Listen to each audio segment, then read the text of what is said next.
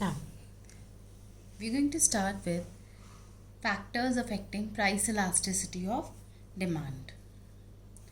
There are many factors which affect the price elasticity. I would like to again mention price elasticity of demand. Students mostly get confused between the factors affecting the demand for a commodity and factors affecting price elasticity of demand.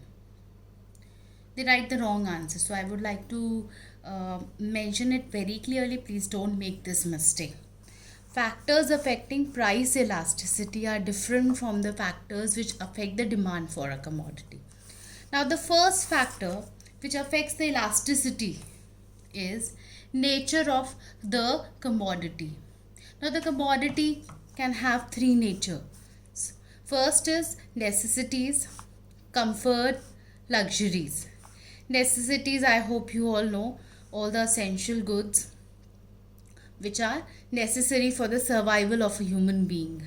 The demand for those commodities, you can say for example salt and various grains, etc., those are the necessities, and its demand is not affected with the change in price. It remains almost the same. So we say that it has inelastic demand. With the change in price, the demand cannot change to a greater extent. I hope I'm clear. Now, on the other hand, first I'll discuss luxuries. Luxuries are those goods which provide you with lots of happiness, and while using such goods like air conditioner and car, etc., you feel like very comfortable. So the demand for those goods is highly elastic. If there is a change in the price for a luxury good, then its demand changes to a large extent. So we call that its demand is highly elastic. Now, between these two are comforts. Comforts, you can say, for some they are luxuries, for some they are necessities, kind of. Okay. Now, say for example, if I talk about fan is one of the items covered in this. So they have a moderately elastic demand, not too much affected by the price, but not too less also affected by it. So we generally call it they are elastic, or we say they're moderately elastic. I hope I'm clear. Next is availability of substitutes. Now, either there will be large number of substitutes available for the commodity, or there will be no, very few substitutes. So I've just bifurcated in two parts and then I'm explaining. Now, the good which has lot of substitutes, so obviously it is very clear that people can switch over to its substitute. Say for example Pepsi and Coke. If Pepsi tends to be expensive, people will switch over to its substitute. So the demand for Pepsi is somehow expanding at times, contracting at times. So we say that it has elastic demand. We also call it as high elastic or more elastic, greater than unitary elastic. There are too many names used for it. Is that clear? I've written the reason also here. The goods which have large number of substitutes have more elastic demand, because even a small rise in its price will induce the consumers to switch over to its substitutes. On the other hand, vice versa, no substitute or very few substitutes are available for a good, its demand will be inelastic, also known as less elastic. Why? Because consumers cannot switch over to the substitutes. They have to buy this commodity in case they need to buy it. Is that clear? Next factor which affects the price elasticity of demand is postponement of consumption. Now, the goods whose consumption can be postponed, you can buy them later on. So they have elastic demand. You can demand them when, say for example, there is a reduction, like a price of that commodity falls. Say for example, you all know that in sale we all wait for Diwali to come. When Diwali comes, lots of goods are on sale or heavy discounts are given during that particular period. So those goods whose demand can be postponed have elastic demand, because a rise in its price may lead to a large fall in its demand and vice versa. If price falls, then the demand can largely expand. Is that clear? Next, on the other hand, we have the goods whose demand cannot be postponed, whose consumption cannot be postponed. Say for example, eatables. Now say like you need food for consumption, so you cannot postpone its demand. Okay, now when its price will fall, or like it will be available for a very less price, then I'll buy and eat. No. So the demand for those goods is inelastic. Is that clear? Next, fourth factor is time factor. Time is divided in two parts here: short period, long period. Now in short period, the demand for the commodity is inelastic. Why? Because it is difficult for the consumers to change their habits in the short period. So whatever they demand, they keep on demanding that. Whereas on the long period, if I talk about, the demand is elastic. Why? Because comparatively it is easier to shift over to other goods with the change in the prices in the long run. Is that clear? It's easy point. Next is habits.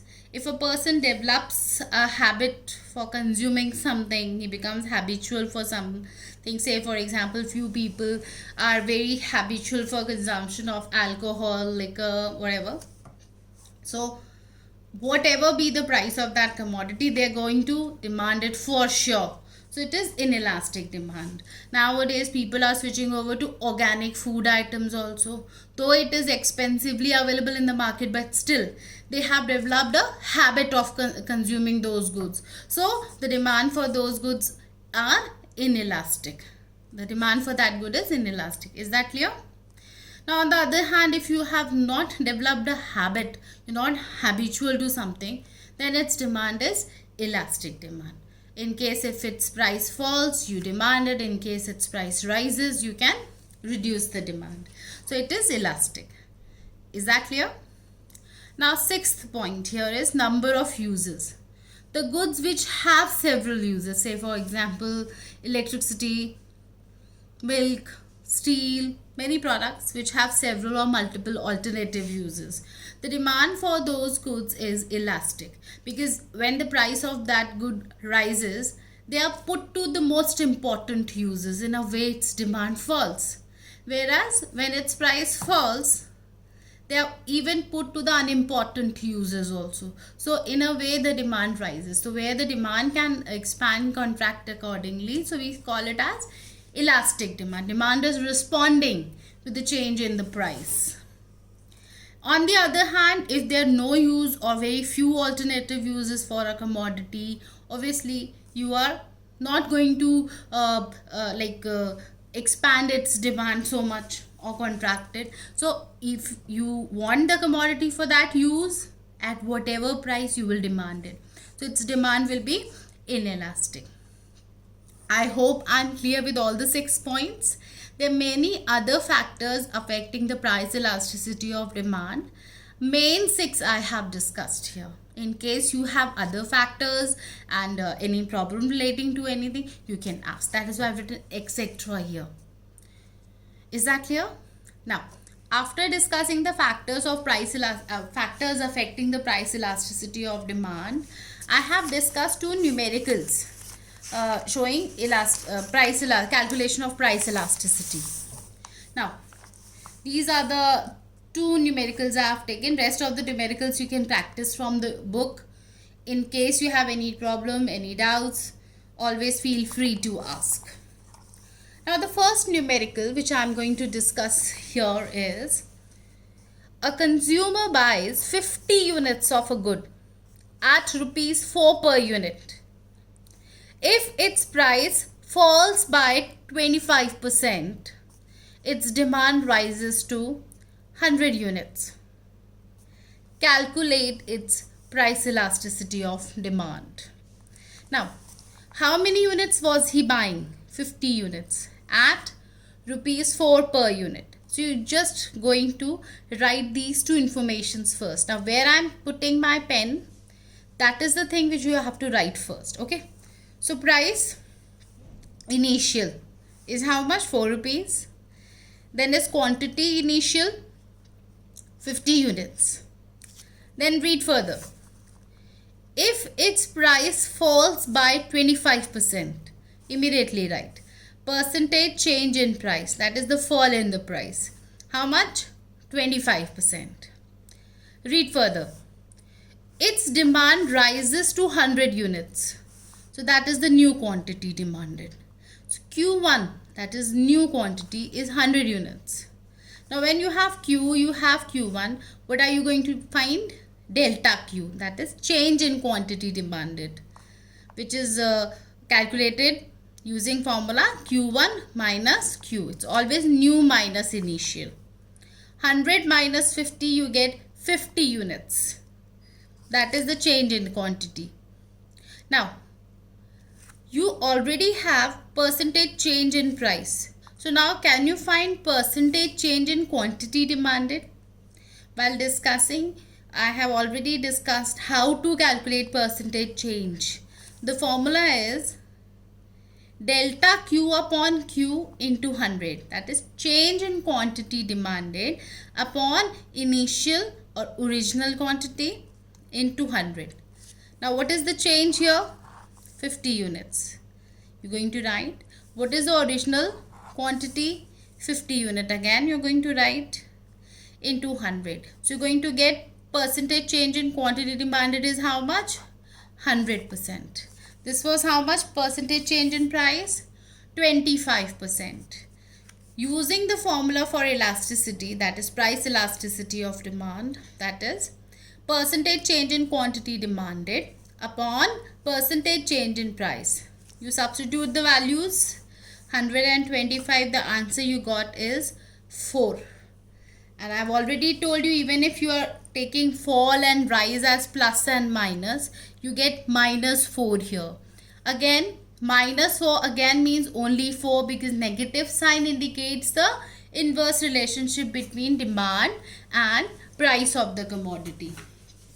So even if the elasticity is coming as minus any number, you're going to take only that absolute value, the number, ignoring the minus sign in any question. Is that clear? Now, the next question which I'm going to discuss, the next numerical which I'm going to discuss with you, that is here. Now the question is, at a price of rupees 4 per unit, a consumer buys 50 units of a good. The price elasticity of demand is minus 2.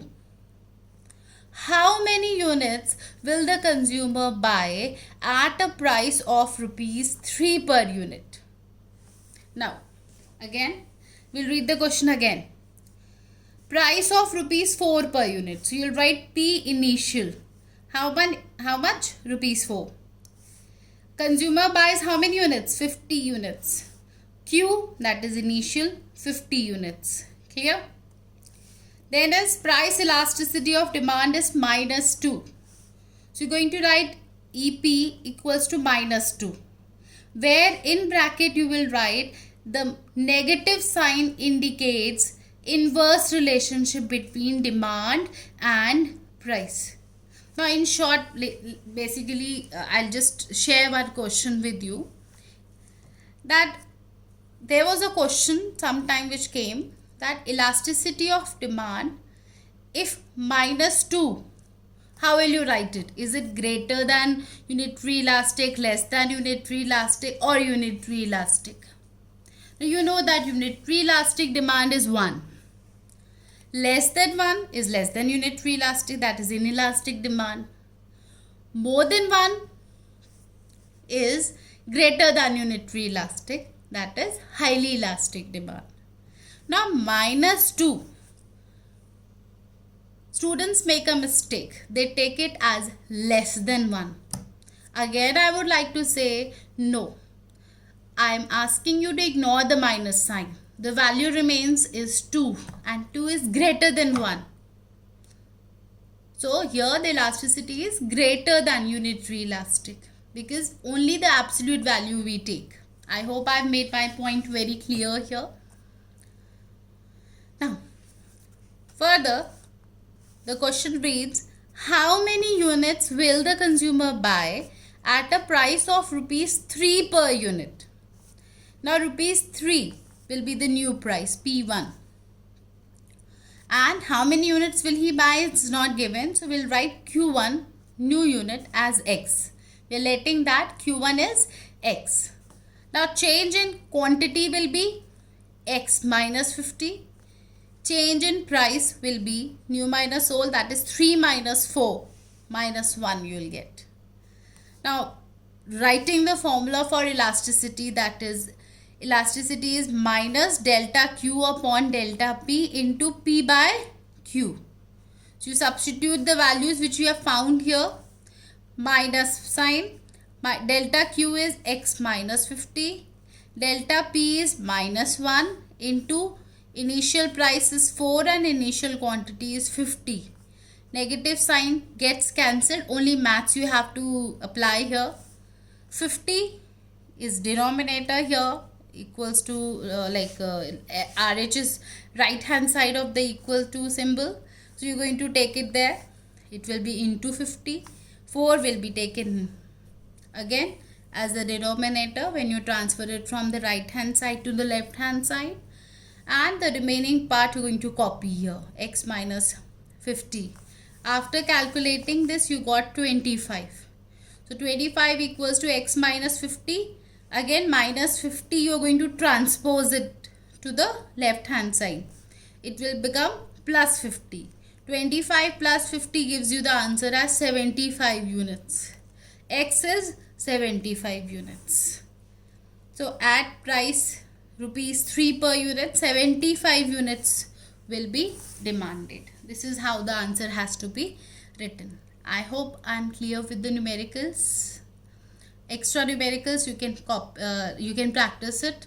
In case you have any problem, you can just leave your comments in your own way. You can ask me the doubts.